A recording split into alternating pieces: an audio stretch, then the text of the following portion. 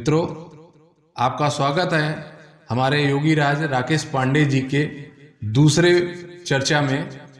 अब हम बात करेंगे कि योग और प्राणायाम में क्या अंतर है और क्या चीज़ें इसमें करनी चाहिए, क्या नहीं करनी चाहिए, इसके बारे में हम लोग इस वीडियो प्रस्तुति में जानेंगे। योगी राज जी, पुनः आपका स्वागत है हमारे चैनल नमस्तेतु में। इस प्रस्तुति में, जैसे कि पिछले प्रस्तुति में हम लोगों ने आपके परिचय और योग के बारे में, आपकी जीवनी और आपका जो भी जीवन का परिचय था और जो भी आपकी उत्पत्ति थी और जो भी आपने प्राप्त की योग के क्षेत्र में, कहाँ गए, वो हमने जानकारी प्राप्त की। लेकिन चूंकि काशी एक प्राचीन नगरी है और आप जिस विद्या को बिलोंग करते वो भी प्राचीन ही है। कहा जाता है कि योग एक ऐसी विधि है, योग और प्राणायाम एक ऐसी विधि है कि आप स्थूल शरीर से अपने सूक्ष्म शरीर को प्राप्त करते हैं योग के माध्यम से ही। तो योगी राज जी, इस प्रस्तुति में मैं आपसे जानना चाहूंगा कि योग की उत्पत्ति कैसे हुई। योगी राज जी, योग की उत्पत्ति, भारतीय 6 दर्शन है। तो भारतीय 6 दर्शनों में सबसे पुराना दर्शन सांख्य और योग है। सांख्य के प्रथम वक्ता थे कपिल महामुनि और योग के प्रथम वक्ता थे ऋषि पतंजलि। सांख्य चूंकि बहुत कठिन था, इसलिए वह लुप्त प्राय जैसा हो गया। ये सांख्य योगी राज जी क्या है? सांख्य योग है। अच्छा, योग है। हाँ, सांख्य भी योग है। हमारे यहाँ कहा है कि नास्ति सांख्य समम ज्ञानम, नास्ति योग समम बलः। There is no knowledge, no wisdom equal to Sankhya Yoga. There is no power equal to yoga. तो इस योग को हमारे ऋषि पतंजलि ने सरलीकरण करके बताया और यही योग को उन्होंने कहा कि यम नियम आसन प्राणायाम प्रत्याहार धारणा ध्यान समाधि अष्टांगवाणी, ये 8 अंग हैं योग के। योग पूर्ण इन 8 अंगों को जब मिलाया जाता है तब जाके वह पूर्ण रूप से योग होता है। यदि हम केवल मात्र आसनों का अभ्यास कर रहे हैं, प्राणायाम का अभ्यास कर रहे हैं, तो अष्टांग योग में हम केवल तीसरी और चौथी सीढ़ी का अभ्यास कर रहे हैं, तो वह पूर्णता नहीं है। वैसे ही जैसे यह हमारा हाथ है, इस हाथ को यदि यहां से काट करके रखा जाए तो यह आप नहीं कह सकते कि यह राकेश पांडे का ही हाथ है, जब तक इसमें यह जुड़ेगा नहीं। तो ऋषि पतंजलि ने योग का तात्पर्य है जोड़ना, मिलना, मिलाना। तो किससे, अब प्रश्न उठता है कि किससे मिलना है, किससे मिलाना है, किससे जुड़ना है। तो हमेशा मनुष्य जीव अंश अंशी को खोजता है। जल तत्व जल तत्व में मिलता है। उसी तरह से मैं भी अमृतस्य पुत्रः कहा हमारे शास्त्रों में, अमृतस्य पुत्रः, हम अमृत के पुत्र हैं। तो अमृत के पुत्र होने के कारण तो हम उस अमृतता को खोजते हैं, क्योंकि जब हम बड़े होने लगते हैं, धीरे धीरे समाज में आने लगते हैं, तो तमाम माया का चक्कर भी आता है, माया का कॉन्फ्लिक्ट भी हमारे समाज में आने लगता है, मनुष्य को पड़ता है, तो वो माया में भ्रमित होता है। तो योग दर्शन फिर वहां पे कहता है, समझाता है कि नहीं, इस दर्शन से, इस रास्ते से आप चलोगे तो तुम जान जाओगे कि तुम क्या हो। और योग इसी को बताता है। ऋषि पतंजलि पहले ही कहते हैं कि अथ योगानुशासनम, अब मैं योग का अनुशासन, अब मैं योग का अनुशासन, अब मैं योग का अनुशासन लिखने जा रहा हूं, बताने जा रहा हूं, कहने जा रहा हूं। यही पतंजलि का पहला श्लोक है, अथ योगा अनुशासनम। अनुशासन के साथ ही कहते हैं कि चित्त, सारी परेशानियां, सारा प्रॉब्लम इसलिए है कि चित्त की जो वृत्ति है वो चंचल है। तो चंचल चित्त की वृत्तियों को रोकने के लिए ऋषि पतंजलि बड़े ही वैज्ञानिक तरीके से प्रस्तुत करते हैं। एक श्लोक लिखते हैं कि चित्त वृत्ति निरोध योगः। चित्त की वृत्तियों का जब निरोध हो जाए तब योग हो जाएगा, अर्थात आप मिल जाएंगे उस परम सत्ता से, उस प्रकृति से आप मिल जाएंगे। यही योग है। जब आप जान जाएंगे तो उस समय ये तीन चीजें समाप्त हो जाएंगी कि अभी हमको अपने इस संसार की, मैं दृष्टा हूं। दृष्टा दृश्य को देख रहा है, जो देखा जा रहा है इन आंखों से दृश्य देख रहे हैं। जैसे हम इस कमरे में बैठे हैं तो इस कमरे की सारी दृश्य देख रहा है। कौन देख रहा है? राकेश पांडे देख रहा है। तो ये दृष्टा, दृश्य और जगत कहां देख रहे हैं? ये बैठ करके कमरा कहां है? ये पता चला कि नगवा में 80 पर, ये वाराणसी काशी में स्थान है। तो तीनों चीजों का जब भान समाप्त हो जाए, योग दर्शन यही बताता है कि भान को, तीनों को समाप्त हो जाए तब ऋषि पतंजलि लिखते हैं कि तदा दृष्टु स्वरूपे अवस्थानम। तब दृष्टा, दृश्य और जगत का भान जब समाप्त हो जाता है तो यह दृष्टा अपने स्वरूप में स्थित हो जाता है। तदा दृष्टु स्वरूपे अवस्थानम, अपने स्थान पर वह स्थित हो जाए। जब आदमी अपने जगह पर स्थित हो जाएगा, अपने स्व में स्थित होगा, तो किसी प्रकार की कोई सांसारिक गतिविधियां नहीं होंगी, शांत हो जाएगा समुद्र की तरह से। यानी आपके कहने का एक पूरा तात्पर्य ये है, निचोड़ ये है कि अगर योग में आप कुछ अच्छा करना चाहते हैं तो आपको अष्टांग जी कर्म को करना ही पड़ेगा, तभी वो संपूर्ण माना जाएगा, तभी संपूर्ण माना जाएगा। उसके लिए तो योगीराज जी व्यक्ति को वैराग्य धारण ही करना पड़ेगा, तब जाके ये अष्टांग जो पूरे कर्म होते हैं उसको वो कर पाएगा। लेकिन आज जैसे कि कुछ समुचित समय में, संक्षेप में अगर हम बात करें तो योगासन और प्राणायाम में क्या अंतर है? देखिए, योगासन और प्राणायाम जी, योगासन जो है, ये जो इसको योगासन को आप यूं कह सकते हैं कि यौगिक व्यायाम जी। शरीर का योगी लोग जो व्यायाम करते हैं, स्थूल शरीर का जो व्यायाम है, योगी लोग जो रहते थे, क्योंकि योगी ध्यान करना चाहता है जी। ध्यान के द्वारा अपनी बिखरी हुई ऊर्जा को एकाग्र करता है। तो ऐसी स्थिति, इसी शरीर माध्यम खलु धर्म साधनम, शरीर माध्यम है उसको जानने के लिए। तो उसको जानने के लिए हमारे ऋषियों ने जो परंपरा में बताया, उन्होंने योग आसन किया। तो वह योग आसन करने से शरीर, स्थूल शरीर स्वस्थ और मजबूत होती है। और जब स्थूल शरीर स्वस्थ और मजबूत हो गई, तब आप प्राणायाम का अभ्यास करते हैं। आसन के बाद ही चौथी सीढ़ी प्राणायाम की आती है। प्राणायाम, प्राण और आयाम दो शब्दों से बना है। प्राण अर्थात जीवनी शक्ति, लाइफ एनर्जी, लाइफ फोर्स।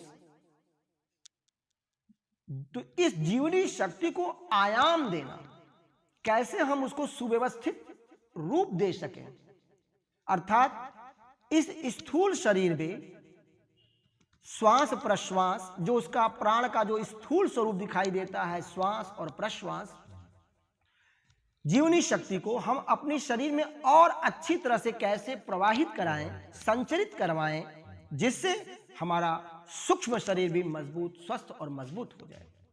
उसके लिए प्राणायाम, हमारे हठ योग की जो विधा है, हठ योग में योग आसनों का वर्णन ज्यादा मिलता है और प्राणायाम का भी ज्यादा वर्णन मिलता है। वैसे तो ऋषि पतंजलि के अनुसार यदि देखा जाए तो योग आसन वही है, वो कहते हैं बहुत वैज्ञानिक तरीके से कि स्थिरम सुखम आसनम, जिसमें वह आसन वही है जिसमें कि हम स्थिरता पूर्वक सुख की अनुभूति करते हुए ज्यादा देर तक बैठ सकें, यह आसन है।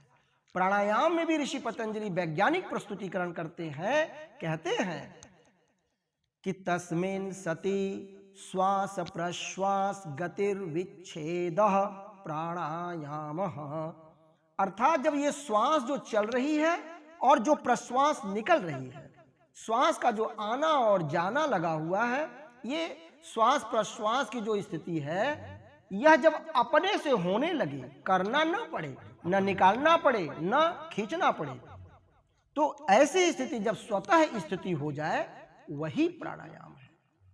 लेकिन यह बहुत ही उच्च अवस्था है। ऐसा जैसा कि आप हमारा इंटरव्यू ले रहे हैं, आपने देखा कि मैं इसी आसन में बैठा हूं, लेकिन हमारे पास कोई शरीर में कोई पीड़ा नहीं हो रही है। अदरवाइज यदि पीड़ा होती तो मैं इधर उधर करता, लेकिन मैं अभी एक स्थिर आसन में बैठा हुआ हूं। यह बहुत दिनों की साधना है और प्राण की साधना। अब हम इसमें हठ योग में इसका विकास किया गया। इस स्थिति को हम कैसे प्राप्त करेंगे, इसके लिए हठ योग सहारा है, क्योंकि हठ योग जो है वह शरीर को मुख्य मान के चलता है, और अष्टांग योग वगैरह में, सांख्य योग में इस स्थूल शरीर की सत्ता को नकार देते हैं, सूक्ष्म शरीर पर धारण कर लेते हैं। लेकिन यह बहुत कठिन अवस्था है, तो पहले हमको स्थूलता से सूक्ष्मता की तरफ यात्रा है।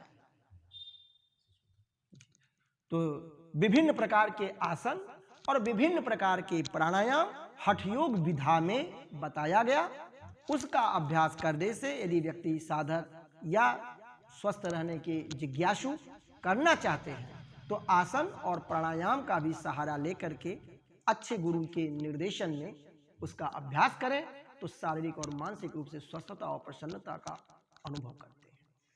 अच्छा गुरु जी, जैसे कि जैसे योग आसन में आसनों की होती है, अब उसमें आसन होते हैं तो आजकल बहुत से योगा के ट्रेनर वगैरह भी हैं जी, उनके माध्यम से भी किया जाता है। लेकिन कहा जाता है कि जो प्राणायाम, जो एक क्रिया योग जो होती है, जिसका सीधा रिलेशन होता है आपकी सूक्ष्म शरीर पे, उसके लिए तो कहीं ना कहीं एक महागुरु होनी चाहिए। जी, क्योंकि योग आसन में हो सकता है कि छोटी मोटी गलतियां चल जाए, लेकिन जहाँ तक मैं भी एक क्रिया योग साधक हूँ और मुझे भी जो चीज़ें बताई गई है, तो ये भी था कि इसमें गलतियां आपको नहीं करनी है। आपको जो भी चीज़ें बताई गई उस ट्रैक के हिसाब से ही आपको करना है, क्योंकि सांसों का आना और सांसों का जाना, अब कहीं कुछ गड़बड़ हुई तो पता लगा कि सांस ही आना बंद हो गया।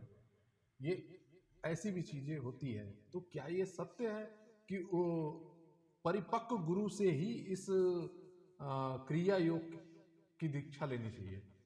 आज तमाम लोग एक बार दो बार सीखने के बाद और अभ्यास करने के बाद तमाम लोग चला रहे हैं, दीक्षाएं दे रहे हैं, यूट्यूब पे मार दे रहे हैं। तो क्या आपके आपके नजर में ये सही है? नहीं, यह सही है कि गुरु से सीखे, हाँ, गुरु से। प्राचीन गुरुओं से सीखे, हाँ, जो अनुभवी गुरु जो हैं, अनुभवी गुरु जी, है। जो अनुभवी गुरु हैं, हाँ, या उसको यूं कह लें कि आप हमारे सदगुरुदेव हैं, हाँ, जिनसे कि आपको मिलने से आपको शांति मिलती है। हम्म, केवल मात्र उस गुरु से मिलने से आपको शांति मिलने लगती है। आपके जो मन की जो चंचलताएं होती हैं, मन के जो प्रश्न होते हैं, वो सब शांत होने लगते हैं। और आप जब गुरु के सानिध्यता में बैठते हैं, तो उस समय आपको ऐसा लगता है कि मेरे तो जो कौतूहल था, जो जिज्ञासा थी, वो सारी जिज्ञासाएं धीरे धीरे शांत हो रही है। तो वैसे गुरुजन की तलाश करना पड़ता है, और गुरुजन भी तलाश करते हैं अच्छे सुयोग्य शिष्य की। शिष्य की। आजकल की तरह से जो भाषा चल रही है, जो परंपराएं चल रही हैं, जो प्रचलित हो गई हैं, कि नाम पंपलेट शो से सब देख करके, टीवी टेलीविजनों से देख करके, यह सब परंपराएं केवल एक जागृति के लिए, जानकारी के लिए तो ठीक है, लेकिन साधनात् की दृष्टि से नहीं सही, उचित नहीं है। जी, क्योंकि ये भी एक तरीके से सिद्धि ही मानी जाती है। बिल्कुल सिद्धि हो। क्योंकि आप अपने श्वासों पे सिद्ध कर लेना। और जैसा कि मुझे पता चला है, आप भी अपने पल्स को शायद उस हठ योग से रोक देते हैं। तो कभी हम लोग उस चीज़ को देखना भी चाहेंगे और डेमोन्स्ट्रेशन के माध्यम से देखना चाहेंगे। गुरुजी, जैसे कि योगासन और प्राणायाम दोनों विषय अलग अलग है। योगासन में क्या सावधानियां हमें बरतनी चाहिए और प्राणायाम में क्या सावधानियां बरतनी चाहिए? देखिए, योगासन का जब प्रारंभ हम करते हैं तो मुख्य रूप से कुशल गुरु के निर्देशन में सीखें, उसका प्रारंभ हो एक। और दूसरा है कि वो स्नान करने के बाद, शौच आदि से निवृत्त होने के बाद ही वो योगासनों का अभ्यास करेगा। और यदि प्रातः काल में अभ्यास करता है तो सबसे अच्छा समय माना गया है, सूर्योदय के पहले। और यदि शाम को करना हो तो सूर्यास्त का भी जो समय होता है, सूर्यास्त के समय भी साधना आसन का प्रारंभ कर सकता है। मतलब वो शौच क्रिया से निवृत्त होने के बाद ही आसन, खाली पेट करे अभ्यास। और जब हम शाम को आते हैं तो चूंकि दोपहर में यदि हम भोजन कर लेते हैं तो 4 घंटे के बाद, शाम को सूर्यास्त के समय भोजन करने के 4 घंटे के बाद फिर सूर्यास्त के समय आप आसनों का अभ्यास कर सकते हैं और प्राणायाम का भी अभ्यास कर सकते हैं। लेकिन आसन, मैं तो बार बार यही बात कहता हूं कि आसन और प्राणायाम का अभ्यास केवल 1 महीने 2 महीने 6 महीने की ट्रेनिंग लेकर के उन योगाचार्यों से नहीं, बल्कि आप अच्छे गुरु को खोजें और अच्छे गुरु के निर्देशन में सीखें। क्योंकि हमारे यहाँ कहा है कि पानी पिए छान के और गुरु करे जान के। सही। योगी जी, आपके द्वारा हमारे इस प्रस्तुति में कई सवालों का जवाब मिला है।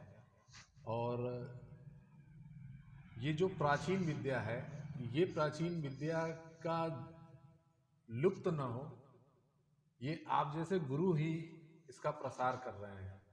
तो हम अपने इस नमस्तेतु चैनल के माध्यम से भी चाहेंगे कि ये प्रस्तुति को ज़्यादा से ज़्यादा लोग देखें और इस प्रस्तुति के ज़्यादा से ज़्यादा लोग प्रसार भी करें।